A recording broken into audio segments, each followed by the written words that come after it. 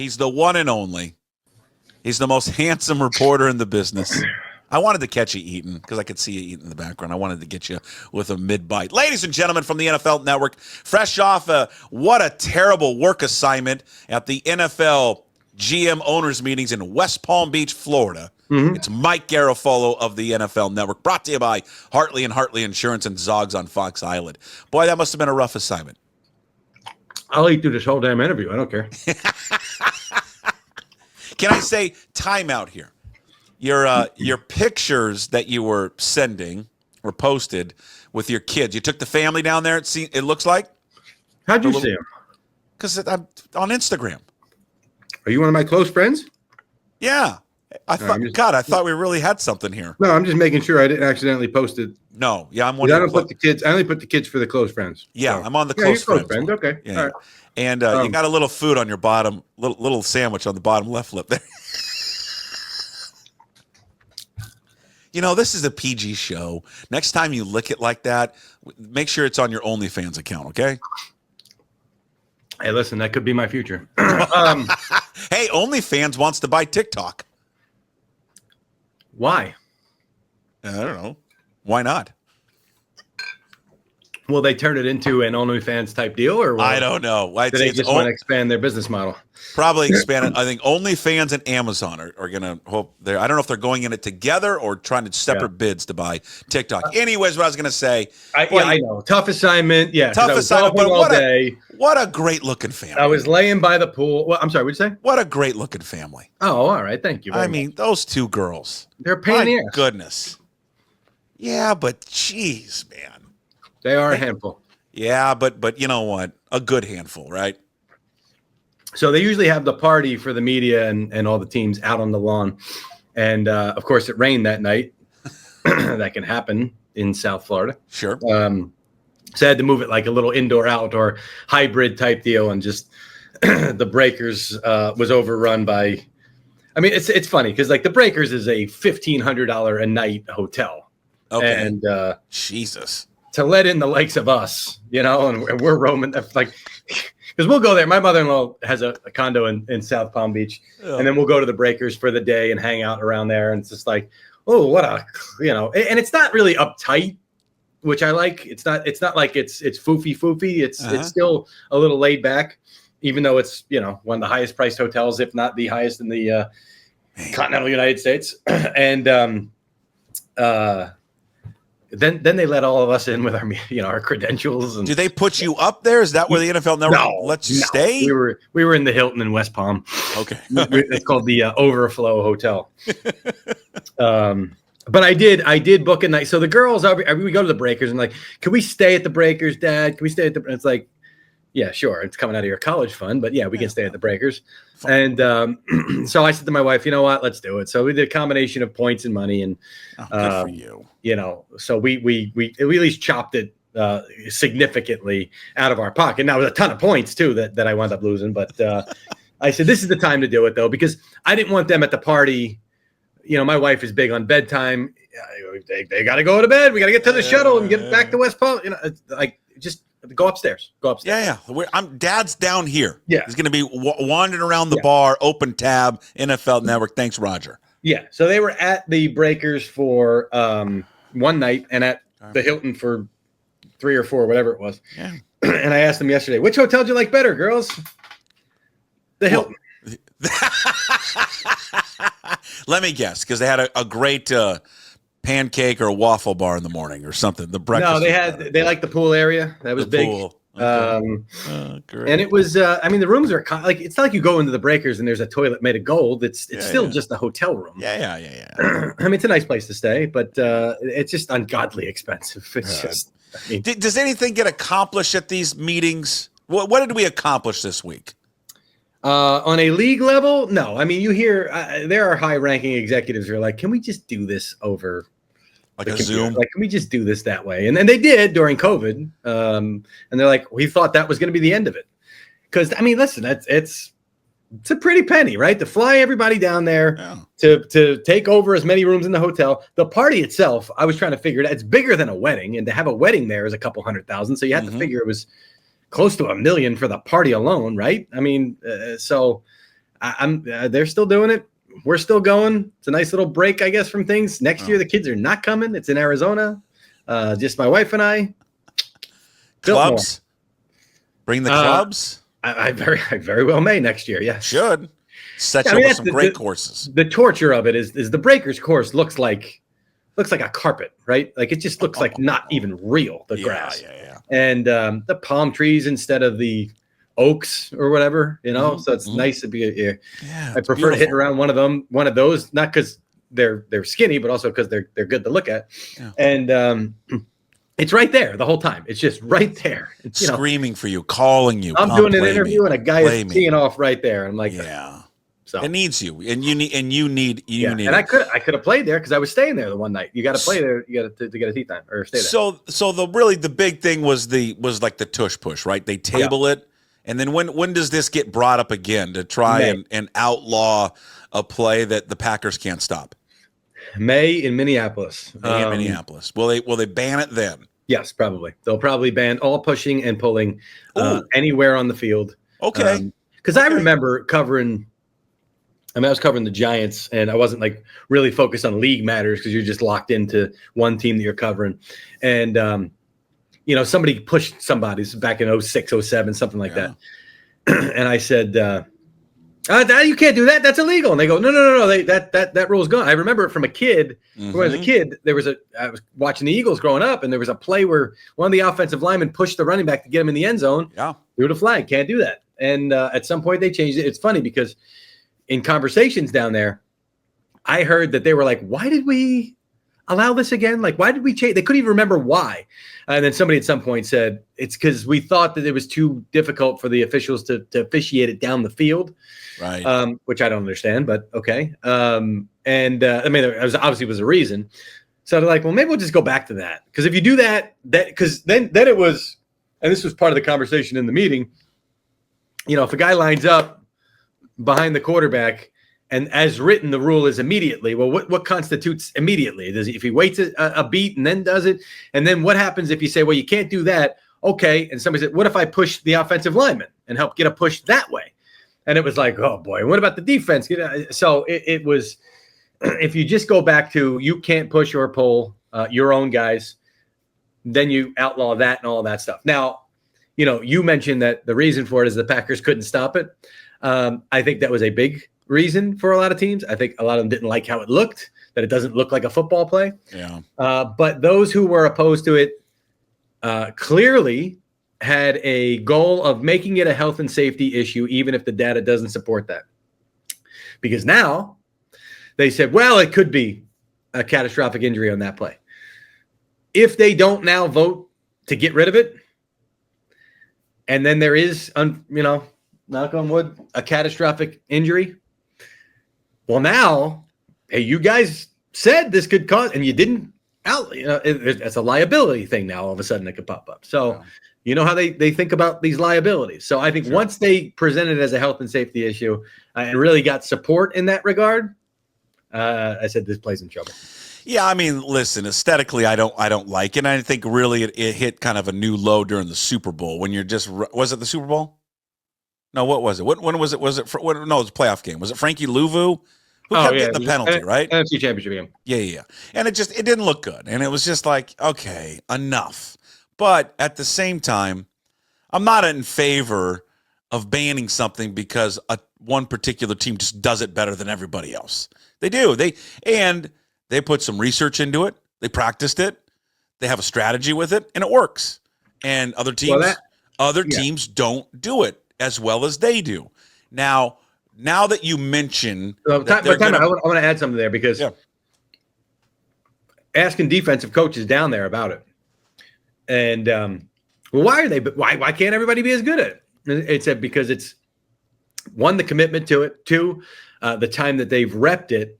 And it's not just the execution. There's also a timing aspect. Mm-hmm. They'll come up to the line, boom, snap it before. Sometimes it's quick tempo. Sometimes it's slower tempo.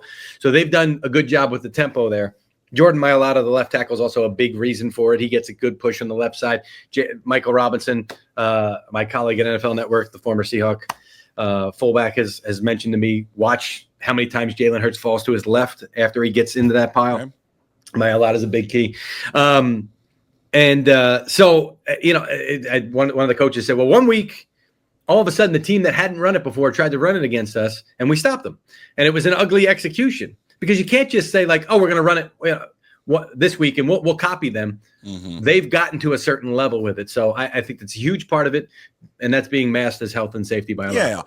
Yeah. But now that you, though, present it, or they're presenting it as, hey, we're going to ban the tush push, but we're also going to ban, hey, the running back is running, gets stopped, walled, and then now the lineman go push him in the back. I'm all for that because the one thing I don't like about that is we allow the running back who gets walled off and then the lineman, and we want to talk about health and safety. Tell me how the health and safety of a 6'5", 320-pound lineman just barreling into the back of his running back is good for the running back. He's going to break his back in half. And then pushing the pile an extra 5 or 6 yards. I always thought, wait a minute, we allow that. But if a defense stonewalls a running back and drives him back 6 yards, no. It's where this momentum was stopped. Yeah. Well, why? I mean, when that doesn't make any sense. Allow the defense to drive him 10 yards back. Yeah. Well, it's all going to be under that umbrella, and so you'll be pleased with that, and maybe you won't be pleased that the tush push is gone. No, I don't really. I mean, it's fine. It doesn't bother me. I just think that how the Packers and other teams brought it up is just kind of, come on, man. Yeah. And I think it's going to be, knowing Nick Sirianni, he'll find something new to run, and it'll be a point of motivation for them. Like, look, this is how good we are. They have to change the rules to stop us. So that'll be, it's going to be fuel to their fire as they get after this title defense. And then what are we doing with overtime now? Now we're going to change overtime. It's going to be the playoff overtime is now going to be the regular season overtime. But what's the difference? Is there a small difference? Both teams are going to get a guaranteed possession in a 10-minute overtime. Now, the only time that a team would not get a guaranteed possession is if the one team takes up all 10 minutes. So your goal is going to be to score, and it's also going to be to score slowly.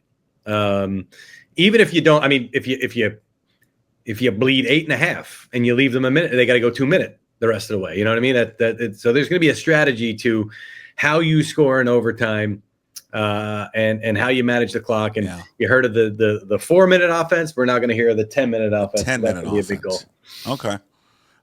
What the kickoff thing? Can't we just go back to the normal kickoff?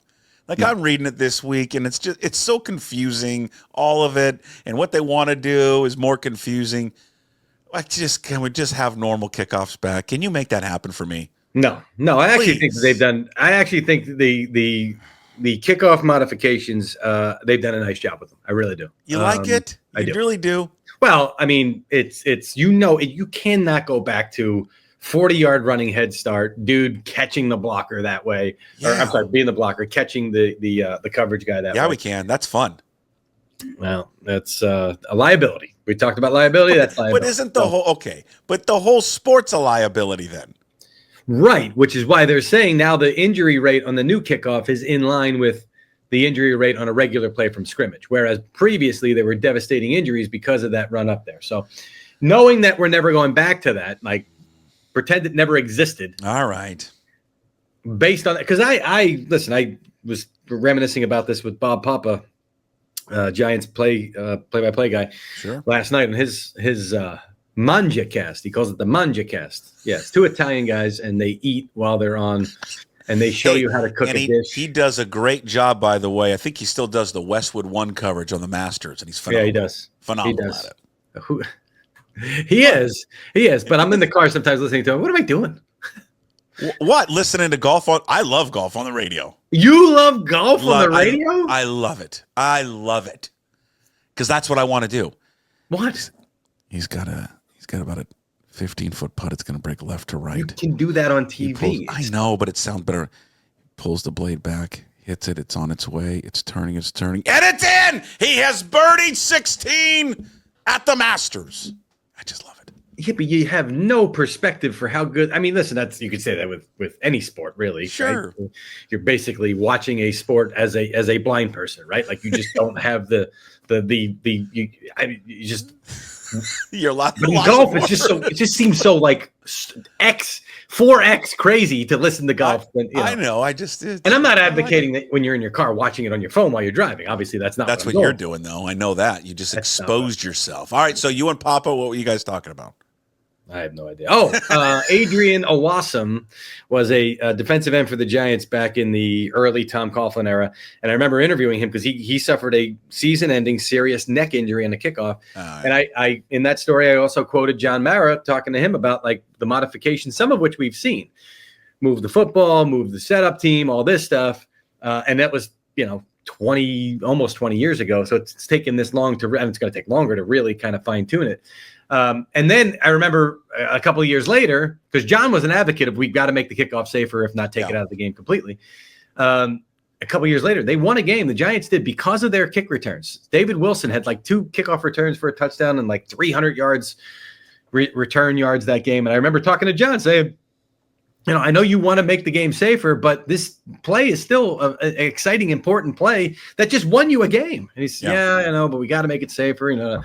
So, knowing all the time that's gone into it and the fact that there is, I don't, there was thought at one point, they're just going to spot the ball and get rid of the kickoff. They've gotten away from that. Now, just to be clear, the changes, the biggest change is moving the touchback from the 30 to the 35 once you get the ball there, which is really only, one first down away from being in scoring range, the way these kickers can kick. You get a 15-yard pass on the first play, and all of a sudden you're at midfield. So that seems, that was kind of staggering. But the problem is on a return, the average return, start of the drive for a team that returns the ball is 28.8. So if the touchback is at the 30, the team's saying, all right, well, for another yard and a half or 1.2 yards, we take away the possibility of a big return, if not a touchdown return. Yeah, that's a good gamble. Boot it into the end zone. Well, now it's 6.2. So that changes it a little bit more, and they're looking for the analytics, of the whole situation. When is the Rodgers drama with the Steelers going to be over? I thought it'd be over by now. Is it just him wanting to drag this out? I'm sure he's got a reason.